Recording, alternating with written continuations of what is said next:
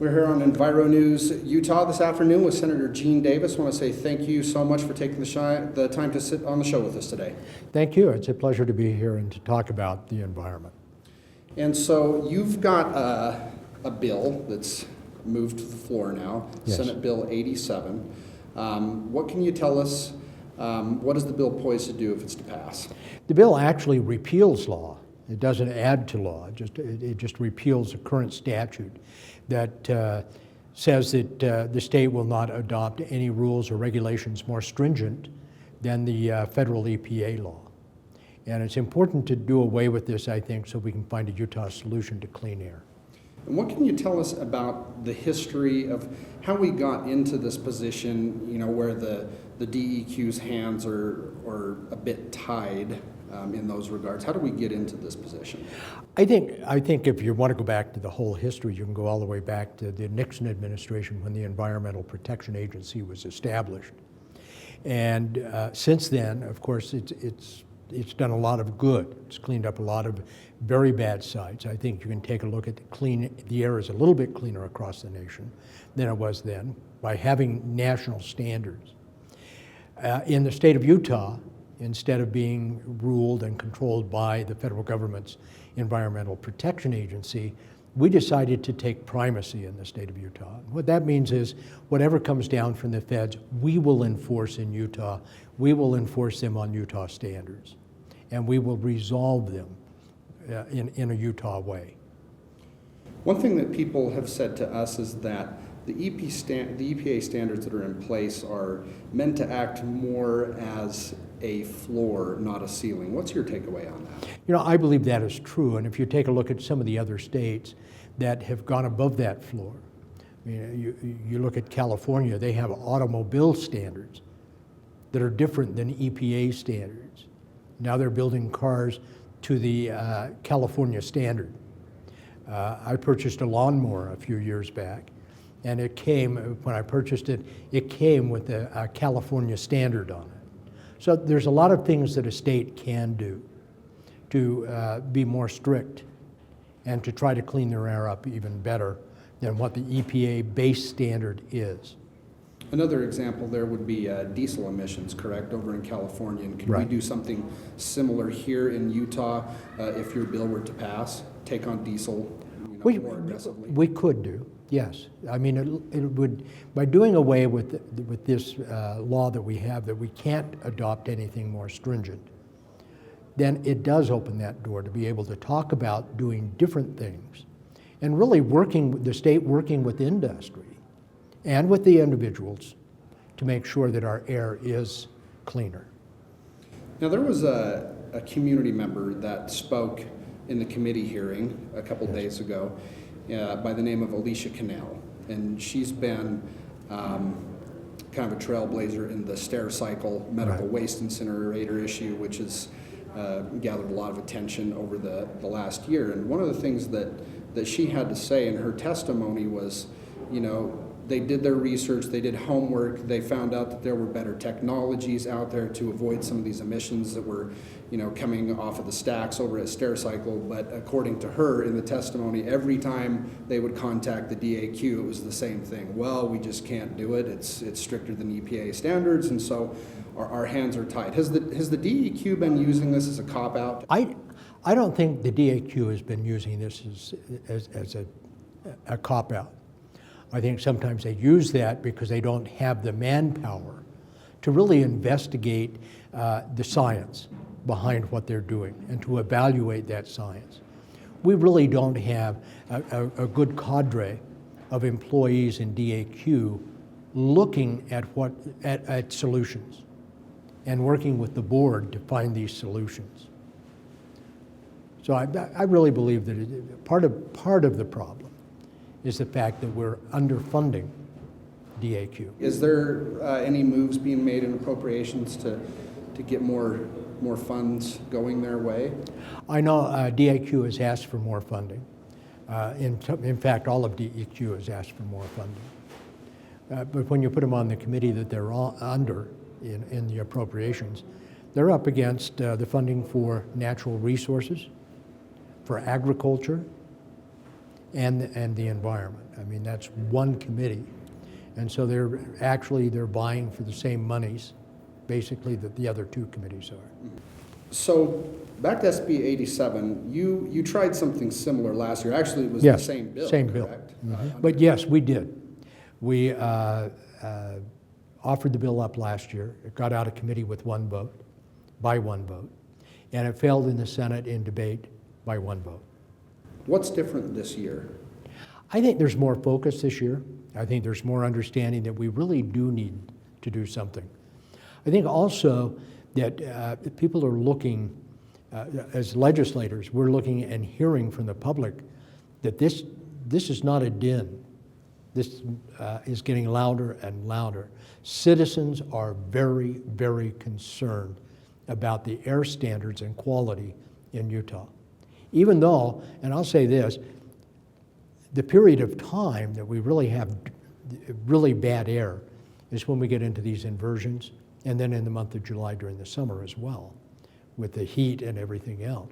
And that's more of an ozone problem, where we really have a PM problem during the winter, because that PM is caught here and fails to go up and over the mountains. Now, there's another bill brewing over on the House side Right. by Representative Becky Edwards. There's been a lot of talk about both these bills. Right.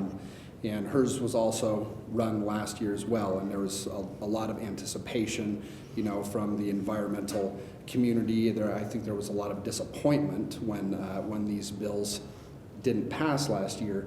How does your bill differ, and why is it better? I think my bill, and to be honest with you, I really haven't read the real details in her bill.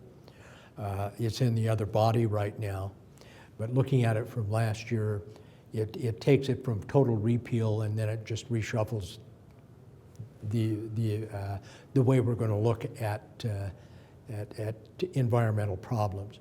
Yes, we can have a solution, but it has to be really high scientific. And what happens there is the fact we don't have the scientists in DAQ to be able to really study what's going on. So it just moves things around in current statute, and it really doesn't solve the problem to get it where we really need to find a Utah solution to our clean air standards. Mm-hmm. And it's been told to us that Representative Edwards' bill is kind of more of a micromanaged approach, where each and every issue that we wanted to look at would have to go up for public comment and things like that. But we also understand that the DEQ is supporting her bill, as well as various industry. Why do you think that is? Do you think they're afraid of an all-out repeal? What's your opinion on that? I think they are. You have to understand that bill that Becky is running, that Representative Edwards is running, that's industry's bill. They wrote it. Does it soften things a little bit? I guess you could argue that. But you can't get to the real solution because of the fact that we do not have the funding and the scientific ability in DAQ to be able to look at any issue that comes forward and really give it a good study. Now, Senator Iwamoto, in that committee meeting, she said that your bill was, quote, a cleaner bill, and that's why she motioned to send it through to the floor. There was another senator who had the opposite opinion. He felt like Edwards' bill was a stronger Right. bill, and he wanted to, defer to that.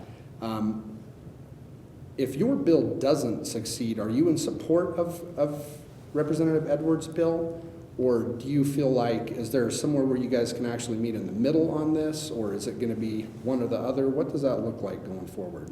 I don't know where the compromise is on that bill. There may be between the two of our bills. My feeling and my heart tells me that the best thing to do is just get rid of the law. Let's find a Utah solution to clean air. We can do that. We can do that with good science. We can do that with good discussion. There's science out there. I take a look at what happened between the EPA in the state of Montana in the Libby Valley, which also has a very heavy problem with clean air during the winter months. They did many things up there, including helping the citizens to clean the air as well by investing in cleaner wood-burning stoves and other things up there. But they did lower the PM emissions during the winters in the Libby Valley. We could do that too by sitting down and looking at different ideas and getting away from this notion that somehow we've got to have at least that we can live with the base from the federal government standards. As long as you've got a basement standard, you can't get above it. And we haven't done that. This law has been in place now for 25 years. And we haven't moved our clean air standards ahead a bit in the state of Utah.